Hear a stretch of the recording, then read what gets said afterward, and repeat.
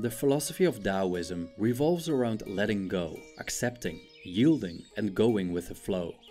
All Taoist sages seem to agree that it's better to be detached and indifferent, allow change to happen, and move along with life's constant transformations than to resist change and cling to what's already in the past. When we are romantically involved with someone, we often see the opposite happening of what the Taoists teach. We attach, we cling, we control, and we're usually very fearful of being abandoned by the person who generates immense bliss within ourselves. At the peak of the so-called honeymoon phase, when everything seems carefree, joyful, and happy, we wish it would never end. But as we all know, this period of mutual infatuation never lasts. No feeling is final. The changing nature of our emotional world causes us to fall out of love, sometimes as quickly as we fall in love. When feelings change, the relationship changes. Frequently, the consequence of declined feelings of attraction, for whatever reason, is a breakup.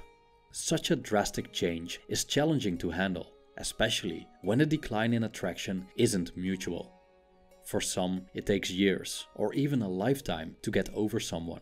Others never truly accept the breakup and move heaven and earth to win back their old flame, to no avail. When we cannot change outside circumstances, the only way to move forward is to change ourselves, including how we look at the situation at hand.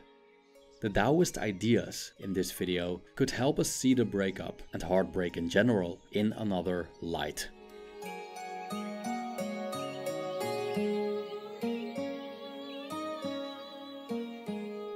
The art of letting go is a recurring theme in Taoist texts. In the book of Zhuangzi, we'll find a short story about Pei Kongxie, the tax collector. In order to make a set of new bells for the king, he had to collect sufficient taxes. What seemed an impossible task, Pei finished without effort, and within 3 months the bells were completed. The king asked, "Master Pei, what is this art you wield?" Then Pei explained that he didn't wield anything.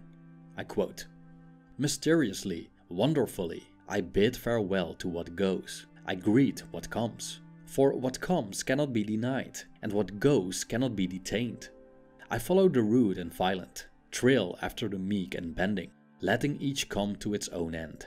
So I can collect taxes from morning to night and meet not the slightest rebuff." End quote. Master Pei didn't force anything and got great results.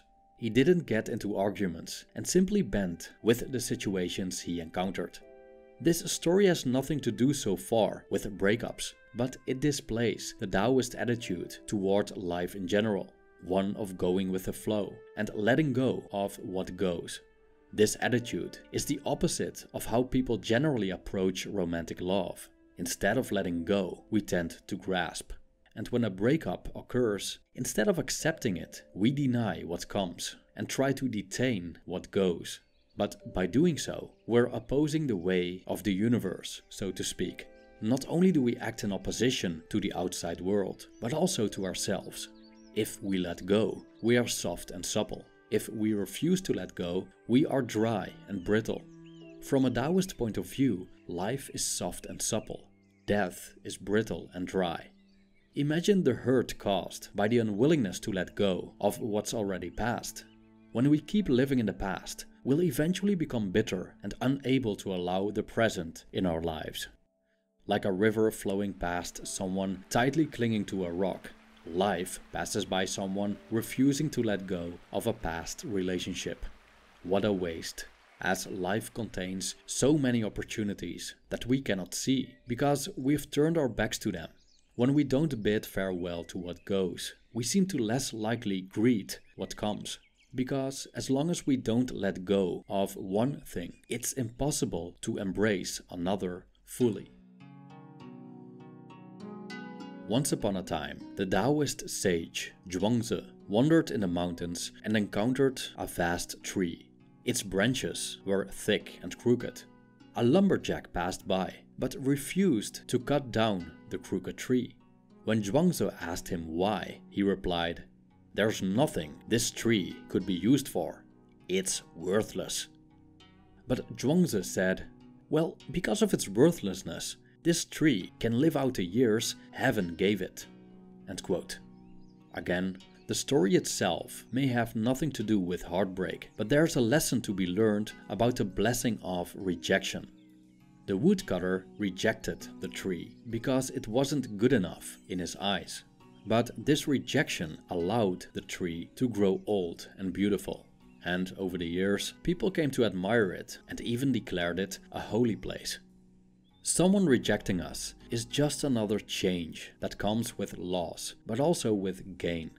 Take, for example, the many benefits of being single regarding personal growth, finding meaning in life, and tranquility, and the calmness that's available to us after an emotionally draining relationship ends can be recuperative.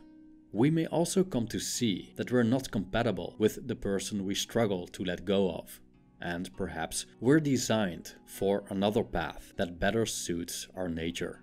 The crooked tree shows us that not all trees are fit to be turned into wooden planks. Likewise, not all people are suitable for each other. And for some, it may even be better to remain single in certain situations. The crooked tree simply followed its nature. It became what it naturally would become, useless from one perspective, but still valuable in the eyes of others. In accepting the end of a relationship and letting go of someone, we also follow the way nature, or fate, intends, which is that the person we were once romantically involved with goes another way. As we've learned from the crooked tree, everything has a part to play in this universe, and the roles we have played in the lives of the people we have lost, how unfortunate this may seem, are over. After letting ourselves become attached to another person, there's often no way to eradicate this attachment overnight. What resists persists. And the more we fight the pain caused by separation, the more painful it becomes. The attachments that develop between people that are romantically involved are often deep and stubborn. Such a bond either dissolves slowly over time or it's ripped apart by sudden separation. The latter is painful. The more we attach, the more we grow into each other, the more drastic the breakup is. When this separation happens, there's a wound that needs time to heal. Many people try to accelerate this process by seeking distractions and repressing thoughts and emotions, but to no avail, as the wound heals at a natural pace. We can choose to keep running from our pain, but we'll have to face it someday, often when we don't expect it. We can choose to fight our pain, but by doing so, it only increases, because we put an extra layer of pain on top of the pain that already exists. The more we want to be free of pain, the more pain we experience. So instead of trying to get rid of the pain that comes with letting someone go, we can accept it as an inevitable part of a breakup until it naturally subsides, like cloudiness naturally transforms into a clear sky. I quote, "Mastery of the world is achieved by letting things take their natural course.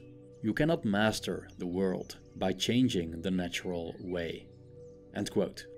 The beauty is that we can trust the universe in solving the problems that we cannot solve ourselves. Even though change seems to work against us when we lose someone we love, it also works to our advantage, as it will eventually rid us of our grief and sorrow. And this process itself has valuable things to offer, like becoming familiar with pain, which is a route for compassion and empathy. Moreover, the pain of heartbreak has been a source of inspiration for many artists.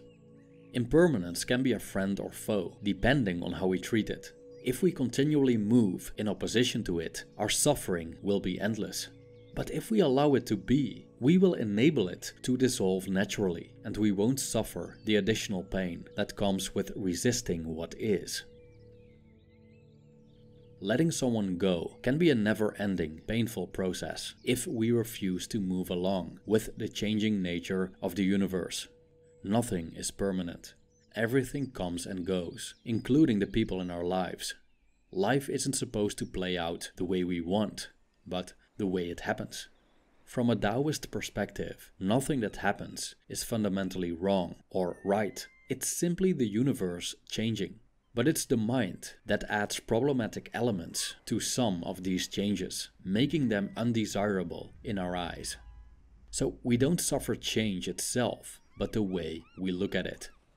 A Taoist sage greets what comes and says farewell to what goes. Change is a natural state of the universe. It moves like the sea's tides, between opposites like ebb and flow, high and low, front and back. If we are supple and flexible towards change, we may start to enjoy the way things are at the moment and accept their impermanent nature. A breakup, then, isn't right or wrong, but just another change that we can ride like an ocean's wave. Thank you for watching.